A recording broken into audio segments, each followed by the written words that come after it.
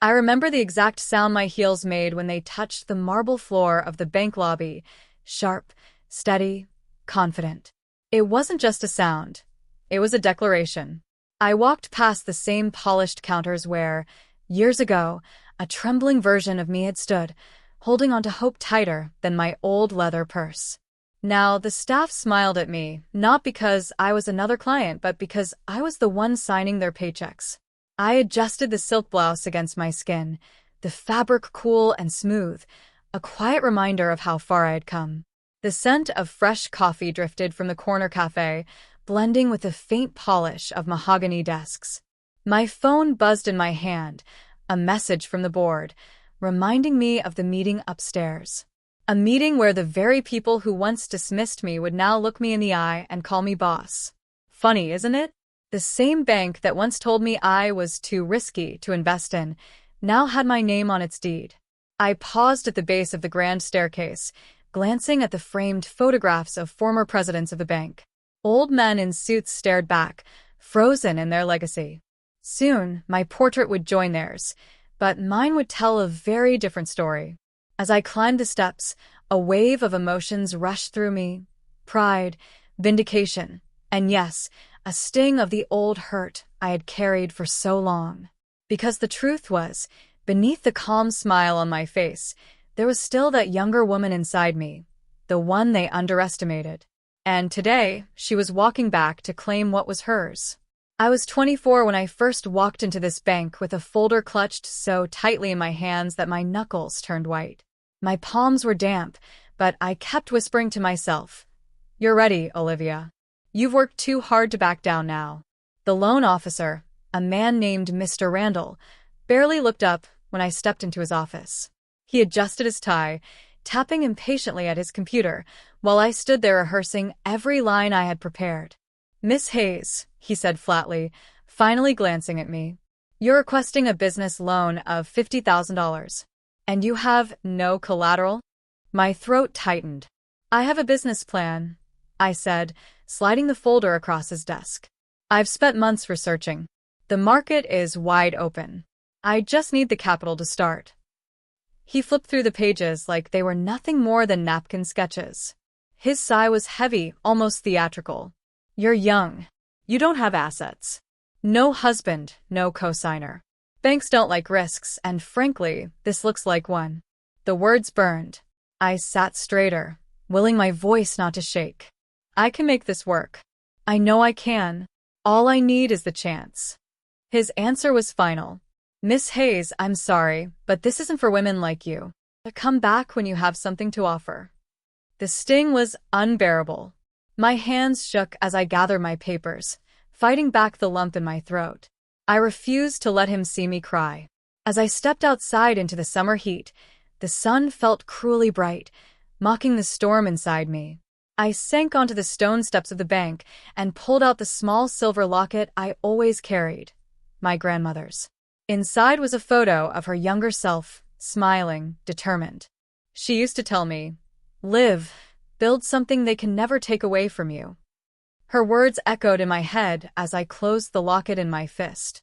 That rejection, that humiliation, it cut deep, but it also lit something inside me. A fire I didn't know I had. I wiped my eyes, stood up, and made myself a promise. I would never beg anyone for permission to chase my dreams again. That was the day I walked away from the bank empty-handed, but more determined than ever. The weeks after that rejection were the hardest of my life.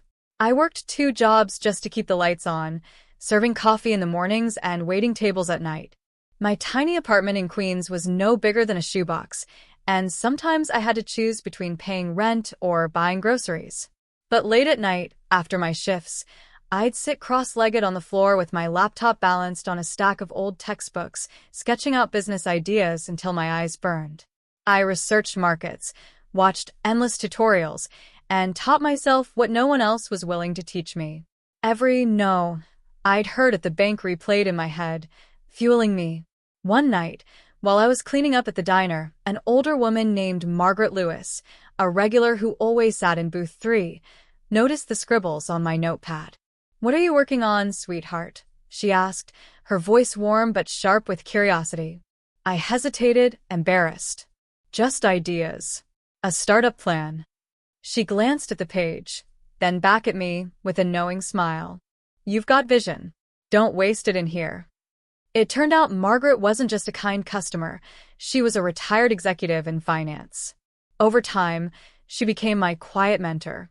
She didn't hand me money, but she gave me something far more valuable: guidance. She taught me how to structure my business plan, how to pitch to investors, and most importantly, how to believe in my own ideas when no one else did.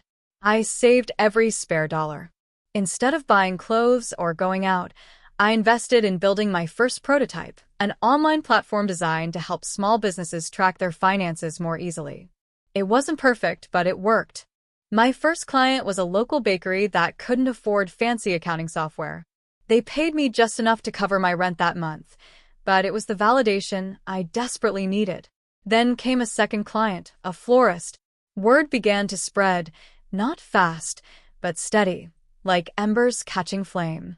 There were setbacks, of course. Investors who patted me on the head and told me, "It's a cute idea, but maybe stick to something simpler." Nights when I cried quietly into my pillow, wondering if I was delusional. But each small win stitched my confidence back together. By 26, I'd turned my platform into a small company.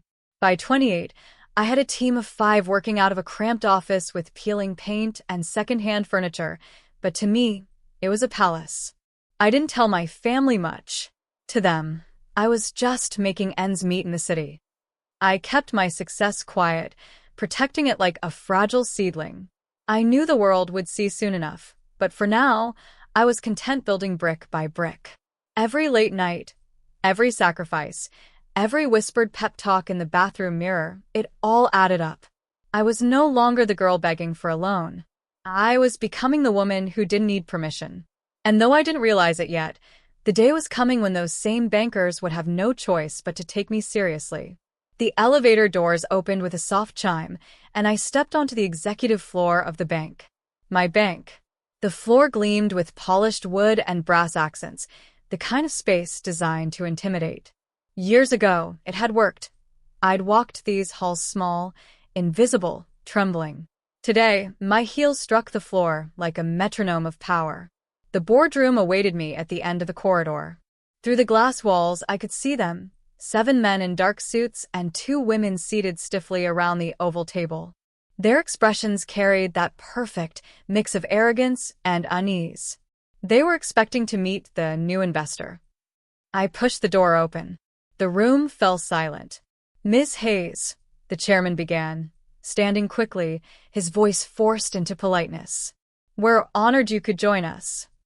I took my seat at the head of the table, laying my leather portfolio down with deliberate calm. From this angle, I could see every flicker of confusion crossing their faces. Mr. Randall was there too. Older now, with more gray in his hair, but unmistakable. The same man who had once told me, "This isn't for women like you."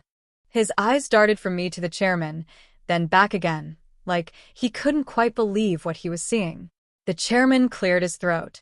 "We understand you've purchased a controlling interest in our institution. Perhaps you'd like to discuss your intentions moving forward." I smiled, slow, steady, controlled. "Of course. But before we talk about the future, let's revisit the past." The air in the room thickened. "Years ago," I continued, "I came here seeking a loan. I had a business plan, a dream, and the determination to make it work. But your institution decided I wasn't worth the risk." I let my gaze linger on Randall. He shifted in his chair.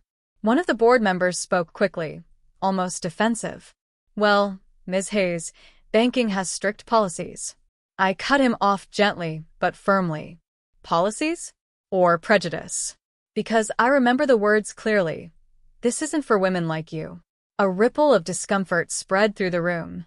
I leaned back, my blouse catching the soft light, my every movement deliberate.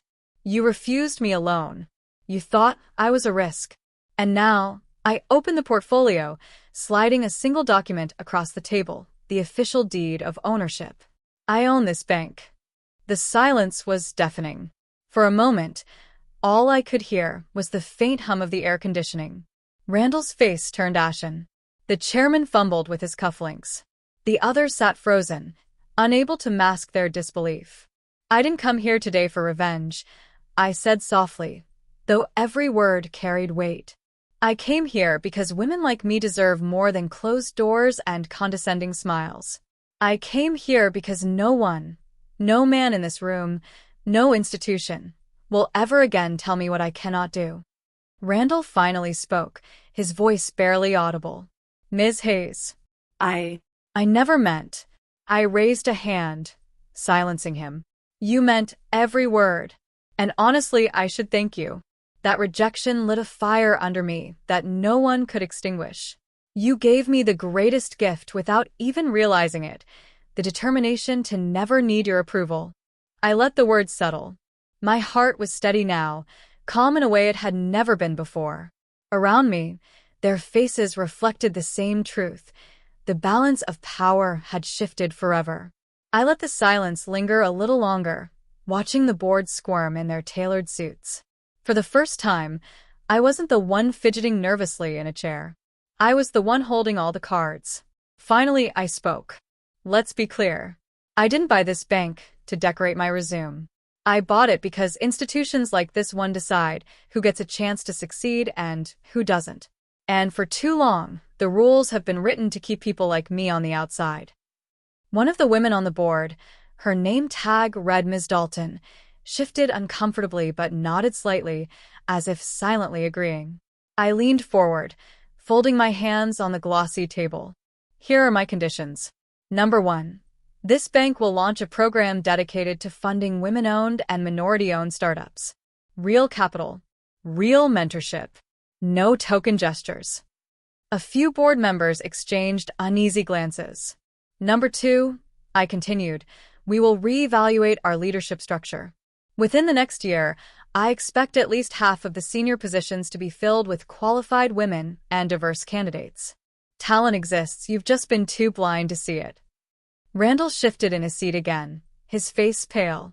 "Number 3, accountability. Every decision this bank makes will be transparent, audited, and public. We will not be the kind of institution that hides behind red tape while crushing people's dreams." The chairman tried to interrupt. "Ms. Hayes, with all due respect, these changes," I cut him off smoothly, "are not optional. You had your chance to run this place your way. Look where that got you. Declining profits, dwindling trust, and now me sitting in this chair. From today forward, this bank is going to stand for opportunity, not gatekeeping." I let that sink in. Then I shifted my gaze to Randall. He swallowed hard, his Adam's apple bobbing. "And as for you, Mr. Randall," my voice was calm, but razor sharp. "You once told me this wasn't for women like me. Here's what I say to you. Your resignation will be on my desk by Friday. Consider it overdue." The room went still. No one dared to speak. But I wasn't finished. "Understand this. I don't hold grudges. I don't waste my energy on bitterness.